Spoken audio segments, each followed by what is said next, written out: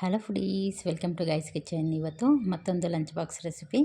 ಮೊದಲೇದಾಗಿ 1 ಟೇಬಲ್ ಸ್ಪೂನಷ್ಟು ಎಣ್ಣೆ ಹಾಕ್ಕೊಂಡಿದ್ದೀನಿ. ಅದಕ್ಕೆ ಒಂದು ಒಳಮುಷ್ಟಿಯಷ್ಟು ಕಡಲೆಬೀಜನ ಸೇರಿಸ್ಕೊಂಡು ಸಣ್ಣ ಊರಿನಲ್ಲಿ ಇದನ್ನು ಹದವಾಗಿ ಫ್ರೈ ಮಾಡ್ಕೋಬೇಕಾಗತ್ತೆ.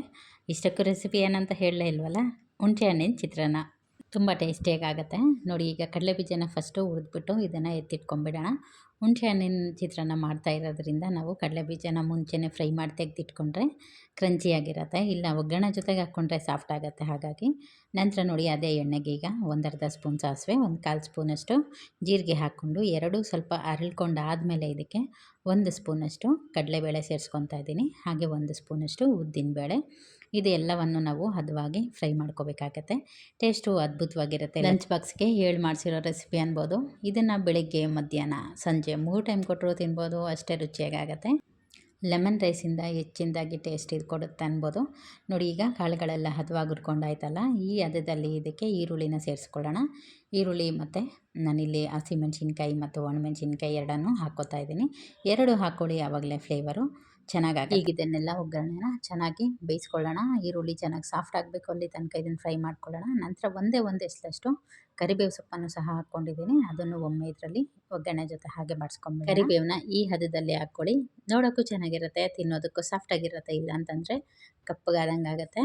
ಈಗ ನೋಡಿ, ನಾವು ಇದಕ್ಕೆ ಇಷ್ಟು ಕ್ವಾಂಟಿಟಿ ಮಾಡ್ತಾಯಿದ್ದೀವಲ್ಲ ರೈಸು, ಅದಕ್ಕೆ ತಕ್ಕನಾಗಿ ಉಪ್ಪನ್ನು ಸೇರಿಸ್ಕೊತಾ ಇದ್ದೀನಿ. ಈಗ ಉಪ್ಪು ಹಾಕ್ಕೊಂಡಾದಮೇಲೆ ಇದಕ್ಕೆ ಅರಿಶಿನ ಪುಡಿಯನ್ನು ಸಹ ಸೇರಿಸ್ಕೊತಾ ಇದ್ದೀನಿ.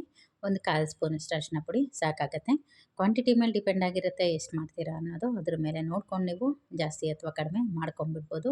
ಈಗ ಇದನ್ನೆಲ್ಲ ಒಮ್ಮೆ ಮಿಕ್ಸ್ ಮಾಡ್ಕೊಂಬಿಡೋಣ. ಒಮ್ಮೆ ಇದು ಮಿಕ್ಸ್ ಆಗಿ ಆದಮೇಲೆ ನೋಡಿ, ಈರುಳ್ಳಿ ಎಲ್ಲ ಚೆನ್ನಾಗಿ ಬೆಂದ್ಕೊಂಡಿದೆ. ನಾನಿದು ಒಗ್ಗರಣೆ ಮಾಡೋಕ್ಕೆ ಮುಂಚೆನೇ ಹುಣಸೆಹಣ್ಣನ್ನು ನೆನೆಸ್ಬಿಟ್ಟಿದ್ದೆ. ಬಿಸಿ ನೀರಲ್ಲಿ ನೆನೆಸಿ ಅದರ ಪಲ್ಪೆಲ್ಲ ತೆಗೆದಿಟ್ಕೊಂಡಿದ್ದೆ. ಈಗ ಈ ಹದದಲ್ಲಿ ಹುಣಸೆ ರಸನ ಹಾಕ್ಕೋಬೇಕಾಗತ್ತೆ. ನೋಡಿ, ಈಗ ಹುಣಸೆ ರಸ ಸೇರಿಸ್ಕೊಂಡು ಇದನ್ನು ಅಷ್ಟೇ ಸ್ವಲ್ಪ ಬಾಡಿಸ್ಕೊಬೇಕಾಗತ್ತೆ ಒಗ್ಗರಣೆ ಜೊತೆಗೆ. ಹುಣಸೆ ಹಣ್ಣಲ್ಲಿರ್ತಕ್ಕಂಥ ಹಸಿ ವಾಸನೆ ಎಲ್ಲ ಹೋಗಿ ಅದು ಒಗ್ಗರಣೆ ಜೊತೆಗೆ ಹೊಂದ್ಕೋಬೇಕು. ಆ ರೀತಿ ಇದನ್ನು ಫ್ರೈ ಮಾಡ್ಕೋಬೇಕಾಗತ್ತೆ. ಈಗ ಇದನ್ನೆಲ್ಲ ಒಮ್ಮೆ ಹಾಗೆ ಮಿಕ್ಸ್ ಮಾಡ್ಕೊಳ್ಳೋಣ. ಇದ್ರ ಜೊತೆಗೇ ನಾನು 1-2 ನಿಮಿಷ ಇದನ್ನು ಫ್ರೈ ಮಾಡಿ ಆದಮೇಲೆ ಹಸಿ ತೆಂಗಿನ ತುರಿ 1-2 ಸ್ಪೂನ ಸೇರಿಸ್ಕೊತಾ ಇದ್ದೀನಿ.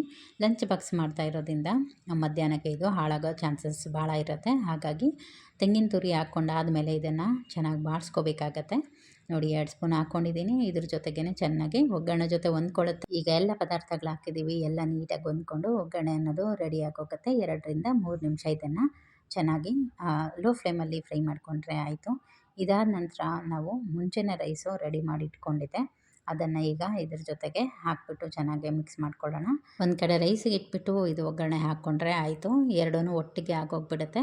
ಮಾರ್ನಿಂಗ್ ಟೈಮು ಬರೀ ಒಂದು 15 ನಿಮಿಷದಲ್ಲಿ ಈ ರೆಸಿಪಿನ ರೆಡಿ ಮಾಡ್ಕೊಂಬಿಡ್ಬೋದು.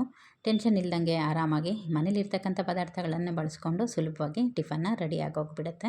ನೋಡಿ, ರೈಸನ್ನು ಹಾಕಿದ್ದೀನಿ. ಅದಾದ ನಂತರ ನಾನು ಕೊತ್ತಂಬರಿ ಸೊಪ್ಪನ್ನು ಇದ್ರ ಮೇಲೇ ಹಾಗೆ ಕಟ್ ಮಾಡಿಕೊಂಡು ಈಗ ಇದನ್ನು ಚೆನ್ನಾಗಿ ಒಗ್ಗರಣೆ ಜೊತೆ ಹೊಂದ್ಕೊಳ್ಳೋ ರೀತಿಯಲ್ಲಿ ಮಿಕ್ಸ್ ಮಾಡ್ತಾಯಿದ್ದೀನಿ. ಇದಾದ ನಂತರ ಮುಂಚೆ ನಾವು ಫ್ರೈ ಮಾಡಿ ಇಟ್ಕೊಂಡಿದ್ವಲ್ಲ ಕಡಲೆಬೀಜ, ಅದನ್ನು ಈ ಟೈಮಲ್ಲಿ ಹಾಕ್ಕೊಳ್ಳಿ.